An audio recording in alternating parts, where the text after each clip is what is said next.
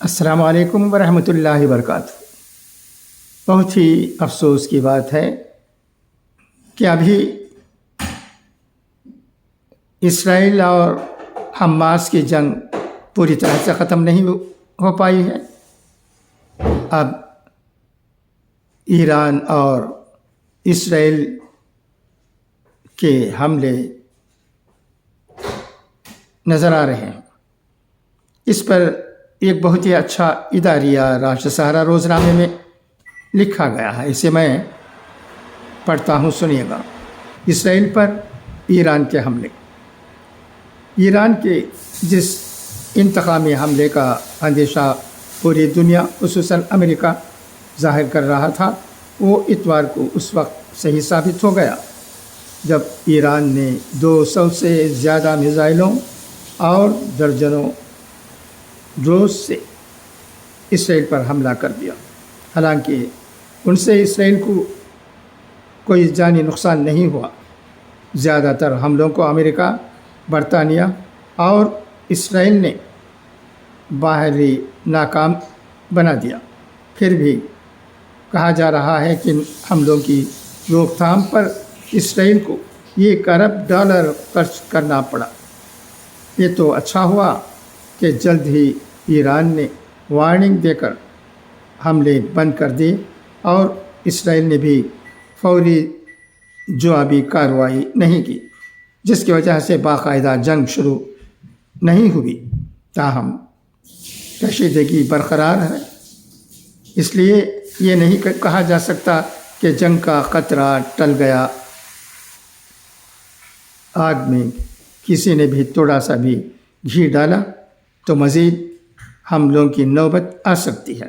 غزہ جنگ کے دوران امریکہ اور دیگر مغربی ممالک کی حمایت و مدد کی وجہ سے اسرائیل کا حوصلہ جس قدر بڑھ گیا تھا اور ایران کی دھمکی پر وزیر اعظم بنجامن نتنیاہو جس طرح کا رد و عمل ظاہر کر رہے تھے، دنیا کو لگنے لگا تھا کہ جنگ کا ایک اور محاذ کھل سکتا ہے جو غزہ سے بھی زیادہ خطرناک ثابت ہوگا۔ یہ کہا جا سکتا ہے کہ اسرائیل نے شام کے دارالحکومت دمشق میں ایرانی ٹھکانوں پر جو حملہ کیا تھا وہ کسی کے وہم و گمان میں نہیں تھا۔ اسرائیل نے وہ حملہ کیوں کیا اور اس کا مقصد کیا تھا، یہ وہی جانتا ہے۔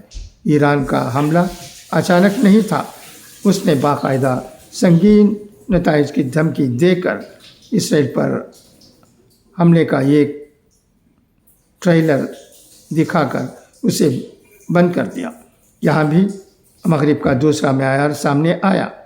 اسرائیل کے حملے کے فوری مذمت نہیں کی اور ایران نے جب حملہ کیا تو فوراً مذمت کی۔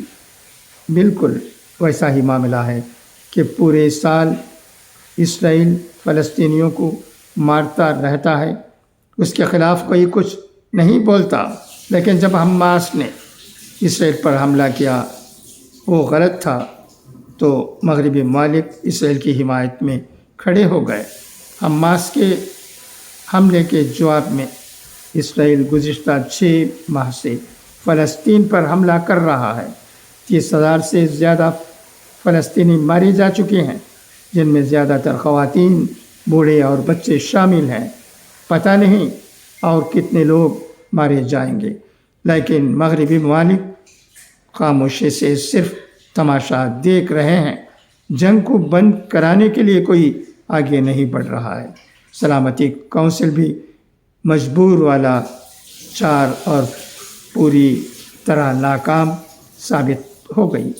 غزہ جنگ کے طول پکڑنے کا نتیجہ ہے کہ اس کا دائرہ بڑھ رہا ہے۔ دنیا میں کوئی نہیں چاہتا ہے کہ جنگ ہو، چاہتا ہے تو صرف اسرائیل، اور اس کام میں اس کی مدد امریکہ اور دیگر مغربی ممالک کر رہے ہیں۔ بات بات پر دنیا پر پابندی لگانے والا امریکہ جنگ کے لیے اسرائیل کو مسلسل ہتھیار فراہم کر رہا ہے۔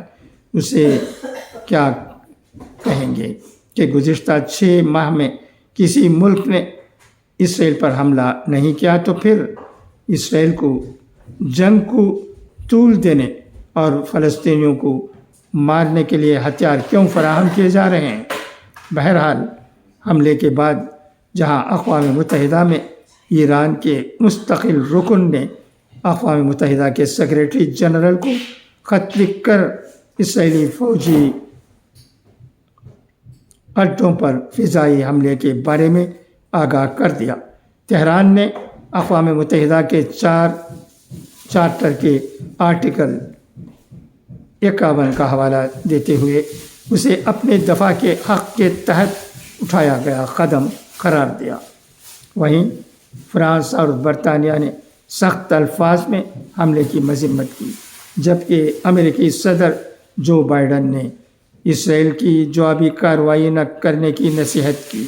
ساتھ ہی ایران کی طرف اسرائیل کی مدد و حمایت پر امریکی مفادات کو نقصان پہنچانے کی دھمکی کے بعد امریکہ نے یہ بھی کہہ دیا کہ وہ ایران پر حملہ کرنا نہیں چاہتا۔ ہندوستان، مصر اور دنیا کے دیگر ممالک نے ایران اور اسرائیل سے صبر و تحمل سے کام لینے کی اپیل کی ہے تاکہ حالات مزید خراب نہ ہوں۔ ایران کی کارروائی کے بعد پوری دنیا حرکت میں آ گئی ہے۔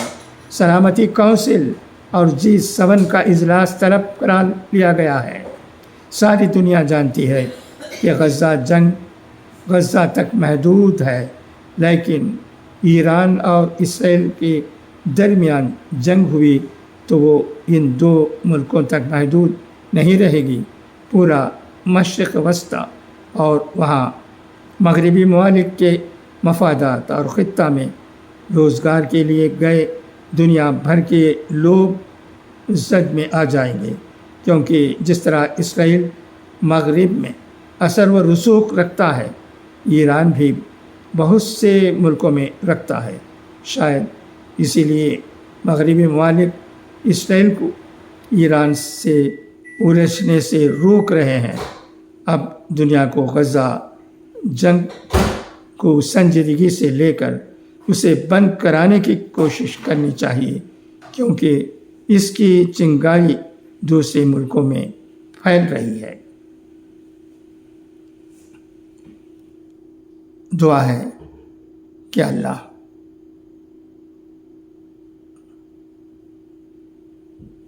دنیا میں جنگ نہ ہونے دے۔